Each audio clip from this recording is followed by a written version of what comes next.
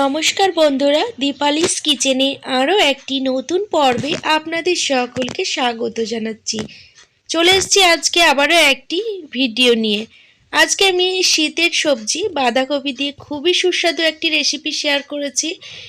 তো বাঁধাকপি প্রায় দিনই আমাদের প্রত্যেকের বাড়িতে রান্না হয়। তো আমি যেভাবে বাঁধাকপি বানিয়েছি, এইভাবে আপনারা একদিন বাড়িতে বাঁধাকপি রান্না করে দেখবেন, ভীষণই ভালো লাগবে। তো বন্ধুরা, পুরো ভিডিওটি দেখার অনুরোধ রইল। এখানে বাঁধাকপির সবজিটা বানানোর জন্য বাঁধাকপি দেখতে পাচ্ছেন ভীষণই পাতলা করে কেটে নিয়েছি। এবার জল দিয়ে ভালো করে ধুয়ে নেব। তো বন্ধুরা, জল দিয়ে ধুয়ে নেওয়ার পরে এর মধ্যে 1 চামচ লবণ দিয়ে দিচ্ছি।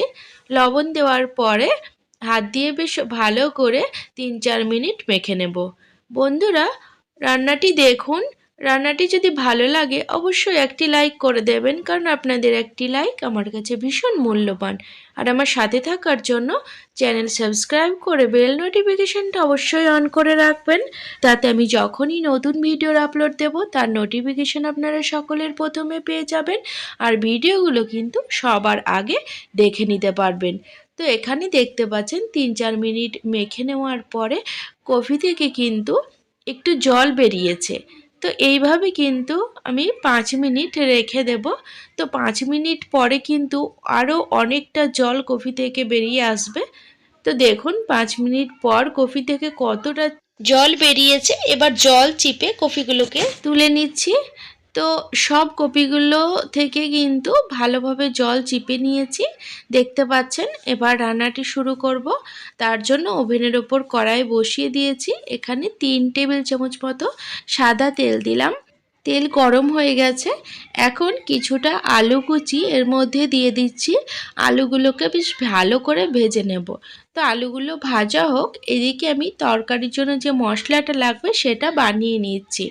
তার জন্য মিক্সিং জারে ঝালের জন্য 3টে কাঁচা লঙ্কা, কিছুটা পরিমাণে আদা আর আধখানা টমেটো দিলাম।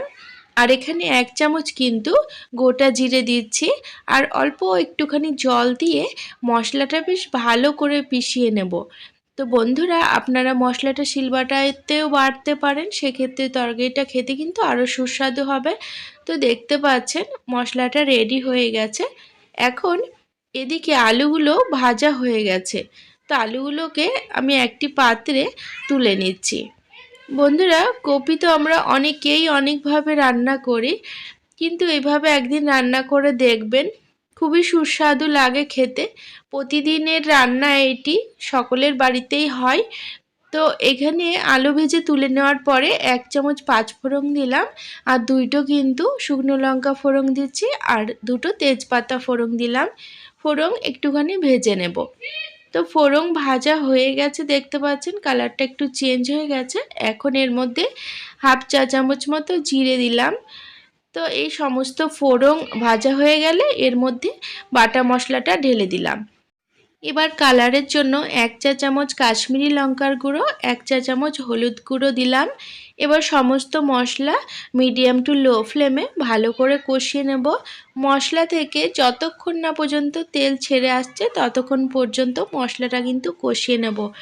তো বন্ধুরা, মশলা দেখতে পাচ্ছেন কষানো হয়ে এসছে, আর তেলটাও বেশ ছেড়ে দিয়েছে, আর যে মশলার কালারটা সেটাও কিন্তু চেঞ্জ হয়ে গেছে।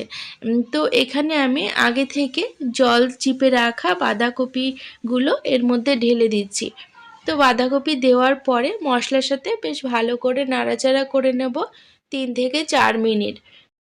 বাঁধাকপি রান্না করার সময় যদি বাঁধাকপির মধ্যে আগে থেকে লবণ মাখিয়ে রাখা হয়, সেক্ষেত্রে কপির মধ্যে যে এক্সট্রা জল থাকে সেই জলটা কিন্তু বেরিয়ে যায়, যার কারণে বাঁধাকপি রান্নার সময় কিন্তু আলাদাভাবে আর জল বেরোয় না, আর রান্নাটাও কিন্তু খুবই তাড়াতাড়ি হয়ে যায়।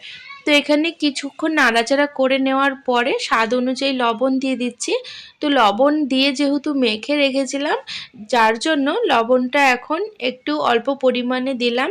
তো লবণ দেওয়ার পর আরও 2 মিনিট নাড়াচাড়া করে নেব, কারণ আরও একটুখানি জল বাঁধাকপি থেকে বেরোবে। তো এবার কিন্তু আমি এর মধ্যে বেশ খানিকটা মটরশুঁটি দিয়ে দিলাম। তো মটরশুঁটি দেওয়ার পরে আবারও ভালো করে নাড়াচাড়া করে নিচ্ছি। এইভাবে বাঁধাকপি রান্না করলে কিন্তু ভাতের সাথে খেতে খুবই ভালো লাগে, তাছাড়া রুটি পরোটার সাথেও খেতে কিন্তু খুবই ভালো লাগে। তো দেখতে পাচ্ছেন খুবই ভালোভাবে মটরশুঁটি দিয়ে নাড়াচাড়া করে নেওয়ার পরে এর মধ্যে আগে থেকে ভেজে রাখা আলুগুলো ঢেলে দিলাম। তো আলুগুলো কিন্তু অর্ধেক সেদ্ধ হয়ে গেছে, আর সেদ্ধ হতে বেশি টাইম লাগবে না, যার কারণে আলু আমি প্রথমে দিইনি। কপিগুলো অর্ধেক রান্না হয়ে যাওয়ার পরে আলুগুলো দিলাম। তো আলু দেওয়ার পর আবারও ভালো করে নাড়াচাড়া করে দিয়ে এর মধ্যে অল্প একটুখানি জল দিলাম। তো জল কিন্তু খুব বেশি দেব না, আর জল না দিলেও হবে, আমি কিন্তু এখানে অল্প একটুখানি পরিমাণে জল দিলাম। এখন নাড়াচাড়া করে দিলাম, ঢাকা লাগিয়ে 3 থেকে 4 মিনিট হতে দেব মিডিয়াম টু লো ফ্লেমে। তো 3 থেকে 4 মিনিট পর ঢাকা তুলে নিচ্ছি। বন্ধুরা, বাঁধাকপি রান্না করতে গেলে কিন্তু একটু সময় লাগে। সময় নিয়ে বাঁধাকপি কাটা, ধোয়া, রান্না করা, এই সবের মধ্যে কিন্তু বেশ খানিকটা সময় চলে যায়। তবুও যদি বাঁধাকপি ঠিকমতো ভালোভাবে রান্না করা হয়, সেক্ষেত্রে স্বাদ কিন্তু খুবই ভালো হয়। তো এখানে নাড়াচাড়া করে নেওয়ার পরে 1 টেবিল চামচ মতো চিনি দিচ্ছি। যেহেতু বাঁধাকপি একটু মিষ্টি মিষ্টি হলে ভালো লাগে, কিন্তু আমি যেহেতু অল্প পরিমাণে চিনি দিলাম, তো খুব বেশি তরকারিটা মিষ্টি হবে না, কিন্তু তরকারির স্বাদটা খুব ভালো হবে। এবার 1 চা চামচ মতো গরম মশলা গুঁড়ো ওপর থেকে ছড়িয়ে দিচ্ছি। তো গরম মশলা দেওয়ার পরে আবারও তরকারিটা ভালোভাবে 2 মিনিট নাড়াচাড়া করে নেব। তো বাঁধাকপি যত সময় নিয়ে একটুখানি রান্না করতে পারবেন, স্বাদটা কিন্তু ততটাই ভালো হয়, বেশ একটু মাখা মাখা ভাব চলে আসে। এবার এর মধ্যে কিন্তু আমি 1 চামচ মতো আটা দিয়ে দিচ্ছি। আটা না থাকলে আপনারা ময়দা দিতে পারেন, ময়দা যদি না দেন সেক্ষেত্রে চালের গুঁড়োও দিতে পারেন। এখানে এবার সমস্ত উপকরণ বেশ ভালোভাবে মিশিয়ে নেব।